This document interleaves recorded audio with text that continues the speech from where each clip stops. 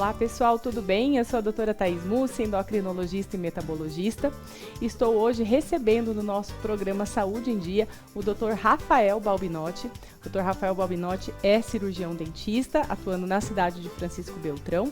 Tem experiência há mais de 15 anos na ortodontia e na ortopedia funcional dos maxilares, que para mim, confesso que é algo novo. Até estava conversando com ele aqui em off, com o Dr. Rafael, e até tirando algumas dúvidas, porque é muito interessante, né, doutor Rafael? Seja muito bem-vindo. Muito obrigado. Mas ele estava me explicando justamente isso, que essa situação da ortopedia funcional, ela atua muito no que a gente fala que hoje é o grande carro-chefe na área da saúde, que é muito a prevenção, que é o reconhecer desde cedo, que é o tratar do início para que não vire algo muito mais complicado, algo crônico. Então, assim, vai ser um papo muito interessante, tenho certeza que vocês vão gostar muito. O Dr. Rafael tem uma experiência vasta, vai trazer muitas dicas, principalmente para você, pai, mãe, que está assistindo o nosso programa. Fique atento, porque o Dr. Rafael vai nos instruir aqui, nos orientar quando procurar, que situações. Vai ser muito interessante esse bate-papo. Então, seja muito bem-vindo, muito obrigado por ter aceito o convite, Dr. Rafael.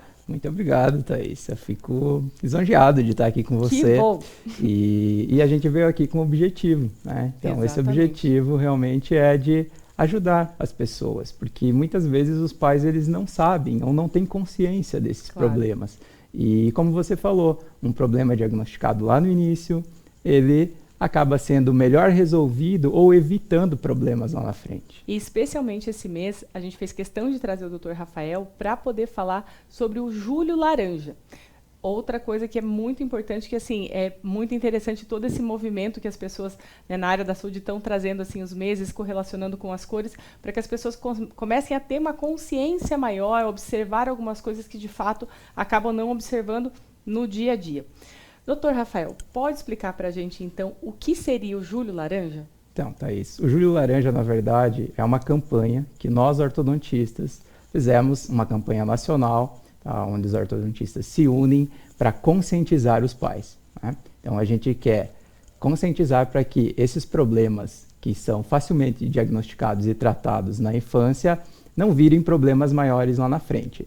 E os pais realmente eles não sabem disso, né? O pai olha lá para a criança, olha para o seu filho e ele vê, poxa, o meu filho só não tem nada, ele tem dentes alinhados, ele tem dentes retos aqui, por que eu vou levar no ortodontista, né? E não é bem assim que funciona. Então, a gente recomenda realmente que os pais tragam, né, os pacientes para uma consulta com o ortodontista. Essa campanha de conscientização é muito em função disso, dessa prevenção mesmo para as crianças. Exatamente. Pegando nesse gancho, existe uma idade ideal para que os pais levem a um ortodontista? Então, assim, Thaís, a Associação Americana de Ortodontia, ela recomenda que até os 6 anos de idade a criança faça uma consulta com o ortodontista, tá? Porque nesse período é que a criança está em desenvolvimento craniofacial, muscular, então realmente a gente precisa dessa consulta. Mas aos 6 anos de idade é um momento crucial, tá? Onde a gente está fazendo as trocas dos dentes de leite pelos dentes permanentes. Porém, também não limita a essa idade. Eu acredito que, idealmente, assim que todos os dentes de leite estiverem na boca, os pais devem procurar um ortodontista, tá? Porque alguns problemas já podem surgir na dentição decídua, tá? Na dentição de leite. Tá? E é aí que a ortopedia funcional entra. Tá? Certo. É aí que a ortopedia funcional trata, tá? Esses pacientes com dentes de leite ou com dentição mista, que é dentinho de leite e dente permanente na boca. Doutor Rafael, vou aproveitar o gancho, conheço muito bem a sua esposa, a doutora Gisele, e falando um pouquinho da sua filha, da Isa. A Isa usa aparelho, né? Então, a Isa, vamos falar um pouquinho assim, para dar um exemplo para o pessoal de casa e usar um exemplo de casa mesmo, que eu acho que é interessante. Eu tenho uma filha de 11 anos de idade, e essa minha filha, ela apresenta um padrão facial de classe 2, ou seja, ela tem um retrognatismo da mandíbula. Ela tem a mandíbulazinha mais para trás, que depois a gente vai conversar um pouquinho sobre isso.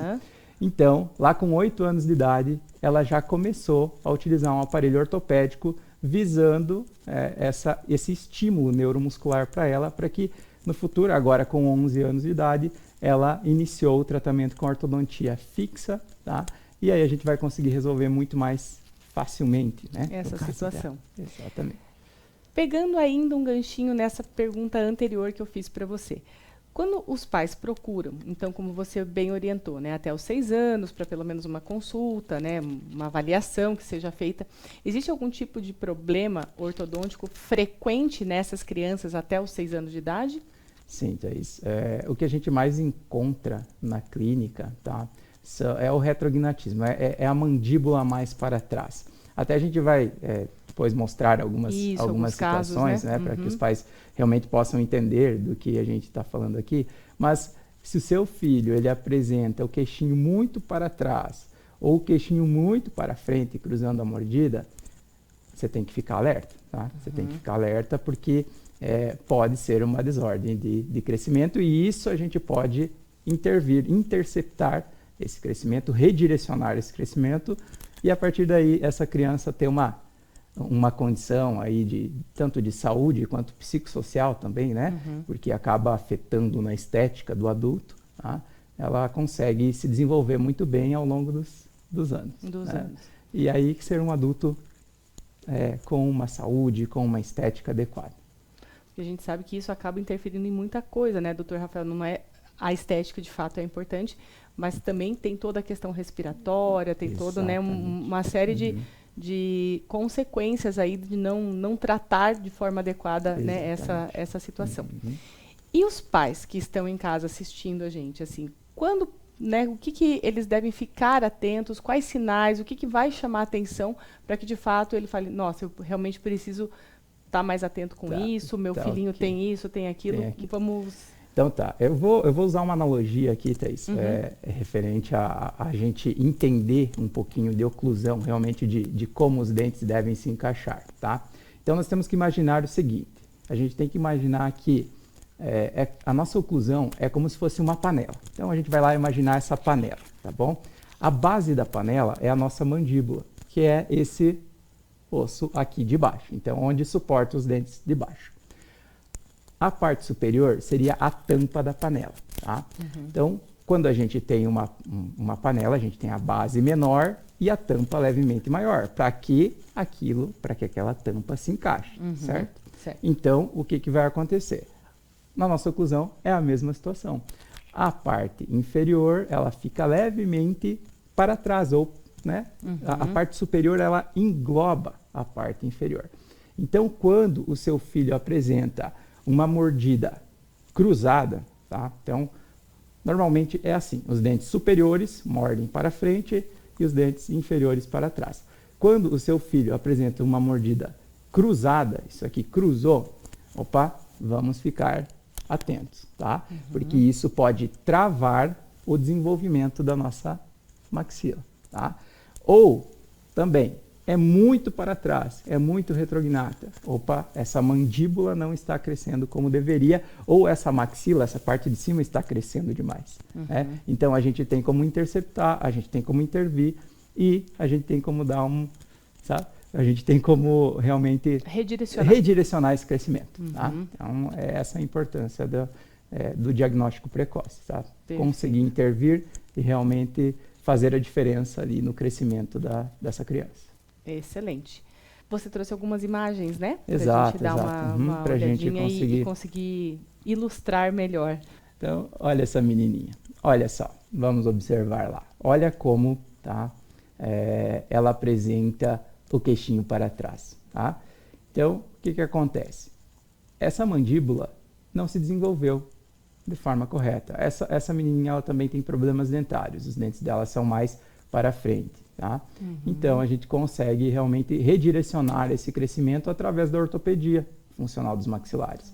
Então, a gente consegue ver selamento de lábio, a gente consegue ver inclinação de dente. Então, aí a gente tem uma linha traçando, né, a base do nariz da paciente. E aqui a gente já percebe como ela está utilizando o aparelho, como houve esse avanço. E aqui a gente tem a mordida cruzada. Tá? Essa mordida cruzada anterior... isso vocês pais, vocês têm que ficar muito atentos a isso, tá? Esse problema realmente ele tem que ser tratado precocemente. A maxila, a parte superior, diagnosticou, tratou. Não espera, tá? Não espera, tá? Doutor Rafael, existe alguma dificuldade maior quando a gente está falando de ortodontia ou até mesmo da ortopedia por se tratar de criança? Tem alguma coisa que, assim, que você perceba assim, que limita um pouco mais ou que é mais difícil ou não? Sim, Thaís. Eu tenho filho, né? Então, eu tenho filho, eu sei que é muito difícil, tá? E um tratamento ortopédico, ele é feito com um aparelho móvel, tá? Então, ele é feito com um aparelhinho, que esse aparelhinho, ele é removível, tá? Uhum. Algumas vezes ele pode ser fixo, quando a gente já está numa idade em que a gente não pode mais esperar e a gente tem que fazer e tem que fazer as coisas acontecerem. Então, a gente coloca o fixo e resolve de forma mais abrupta, assim, mais forçada, tá? Mas a gente depende muito da colaboração das crianças, tá? Então, a gente... às vezes até se retarda um pouquinho o tratamento para que essa criança realmente ela tenha condições psíquicas e motoras para utilizar um aparelho ortopédico, tá?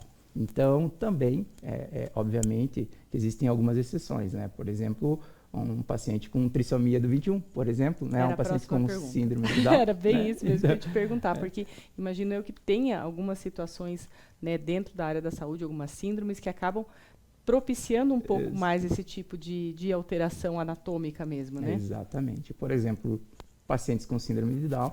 Então, na semana passada eu estava atendendo uma pacientinha, que depois vão ter umas fotinhas, eu com as crianças. Eu adoro atender crianças, quando eu vou para o consultório e eu vejo na minha agenda, poxa, hoje tem bastante ortopedia funcional. Uhum. Então, eu fico bem feliz, porque realmente é uma coisa que eu estou fazendo a diferença naquelas pessoas. Muitas pessoas não tiveram essa oportunidade e quando eu me deparo com essas crianças, eu realmente falo, poxa, eu quero tentar mudar a vida dessa criança, entendeu?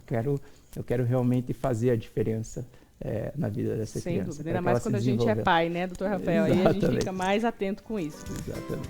Pessoal, o papo está muito bom. A gente vai continuar no próximo bloco conversando com o doutor Rafael sobre esse assunto que é muito bacana. Então, você pai, você mãe ou você curioso sobre o assunto, continue conosco porque tem muita coisa boa por vir.